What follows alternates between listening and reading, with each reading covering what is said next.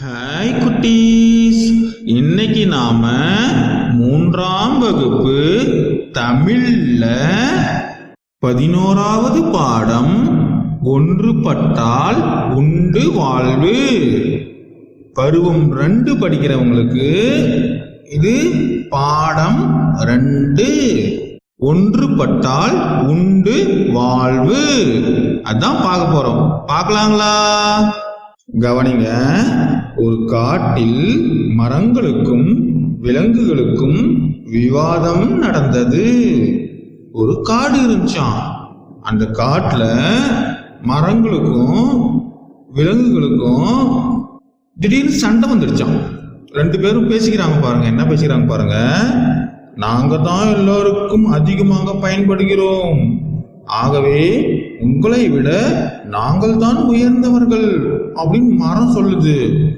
எங்களால் தான் நீங்கள் பாதுகாப்பாக வளர்கிறீர்கள், ஆகவே நாங்கள் தான் உயர்ந்தவர்கள் அப்படின்னு சிங்கம் சொல்லுது. எங்களால் தான் நீங்க பாதுகாப்பா வளர்றீங்க, இல்லைன்னா நீங்க எப்படி வளருவீங்க அப்படின்னு சிங்கம் சொல்லுது. யார் உயர்ந்தவர் என ஒரு போட்டி வைத்து பார்த்து விடுவோமா அப்படின்னு சொல்லி மரம் கேக்குது. யார் உயர்ந்தவர்கள் அப்படின்னு போட்டி வச்சிடலாமான்னு கேக்குது மரம். ஓ, நாங்கள் தயார், என்ன போட்டி சொல்லுங்கள் அப்படின்னு சிங்கம் சொல்லுது. 1 மாதத்திற்கு நீங்கள் எல்லாம் இந்த காட்டை விட்டு வெளியே சென்று வசிக்க வேண்டும். 1 மாசம் நீங்க வெளியில போய் வேற எங்கேயாவது இருக்கணும், இந்த காட்டுல இருக்கக்கூடாது அப்படின்னு சொல்லி மரம் சொல்லுது. அதுதான் போட்டி.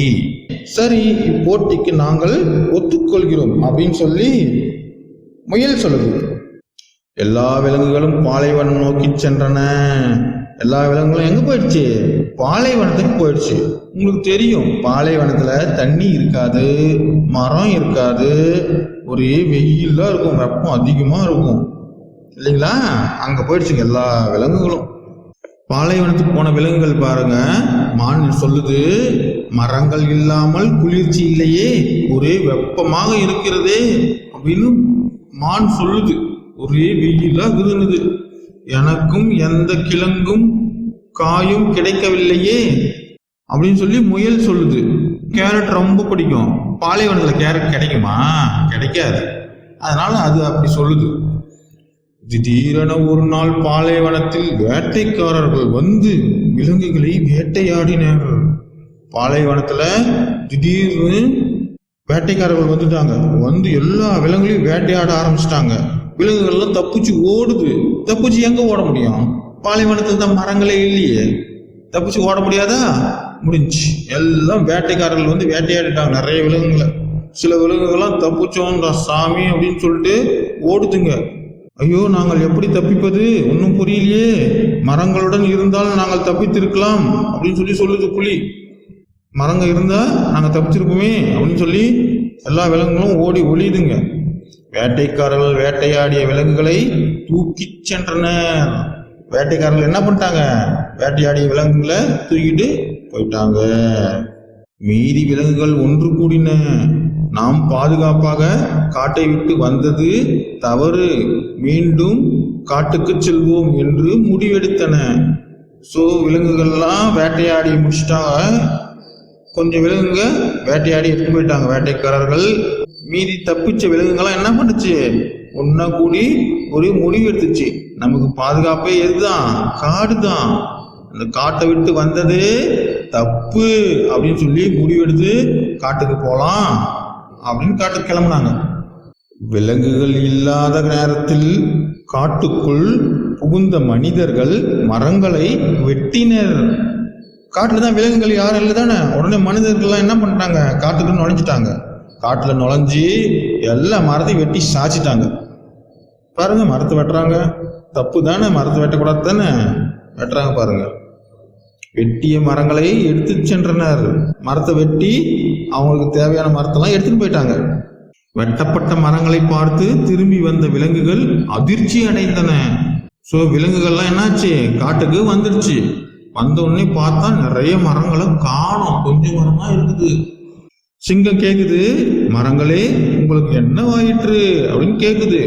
நீங்கள் இல்லாத நேரத்தில் சில மரங்களை மனிதர்கள் வெட்டி எடுத்து சென்று விட்டனர் அப்படின்னு மரம் சொல்லுது. உங்களுக்கு பயணம்னா மனிதர்கள் காட்டுக்கு வராம இருந்தாங்க, இப்போ நீங்க எல்லாம் ஆள் இல்லாததுனால மரத்தெல்லாம் வெட்டி எடுத்துன்னு போயிட்டாங்க அப்படின்னு மரம் சொல்லுது. எங்கே சில நண்பர்களை காணோம் அப்படின்னு சொல்லி மரம் கேக்குது. நீங்க நிறைய பேர் இருந்தீங்களே, பாலைவனத்துக்கு நிறைய பேர் போனீங்க இல்லையா, ஏன் கொஞ்சம் பேர் தான் வந்துங்கிறீங்க, மற்றவங்களாம் எங்க அப்படின்னு மரம் கேக்குது. பாலைவனத்தில் இருந்த போது எங்களுக்குள் சிலரை வேட்டையாடி சென்று விட்டனர் அப்படின்னு மான் சொல்லுது. எங்களை சில பேர் வேட்டையாடி எடுத்துன்னு போயிட்டாங்க அப்படின்னு மான் சொல்லுது. ஆம், எங்களுக்கு உணவு, தண்ணீர், பாதுகாப்பு எல்லாம் காட்டில் தான் கிடைக்கிறது. எங்களுக்கு உணவு, தண்ணீர், பாதுகாப்பு முக்கியம், எல்லாமே எங்க தான் இருக்குது, காட்டுல தான் இருக்குது. அந்த காட்டை விட்டு போனது தப்பு அப்படின்னு சொல்லி மான் சொல்லுது. ஆமாம் நண்பர்களே, நீங்கள் இருந்தால்தான் எங்களுக்கும் பாதுகாப்பு. நீங்க இருந்ததுனாலதான் மனிதர்கள் வந்து எங்களை வெட்டாம இருந்தாங்க. நீங்க இப்ப இல்லாததுனால எங்களை வெட்டின்னு போயிட்டாங்க. உங்களாலதான் எங்களுக்கு பாதுகாப்பு அப்படின்னு மரம் சொல்லுது. இங்கு யாரும் உயர்ந்தவர் தாழ்ந்தவர் இல்லை, அனைவரும் சமமானவர்களே, எல்லோரும் ஒற்றுமையாக வாழ்வோம். சோ இங்க உயர்ந்தவர்கள் தாழ்ந்தவர்கள் அப்படின்னு யாருமே இல்லை, எல்லாருமே ஒற்றுமையா வாழணும். ஒருத்தருக்கு ஒருத்தர் உதவி செஞ்சு வாழ்ந்தாதான் நிம்மதியா வாழ முடியும். சரிங்களா? ஒற்றுமையே வலிமை, அதுதான் இந்த கதையோட நீதி கருத்து. வாங்க பேசலாம்.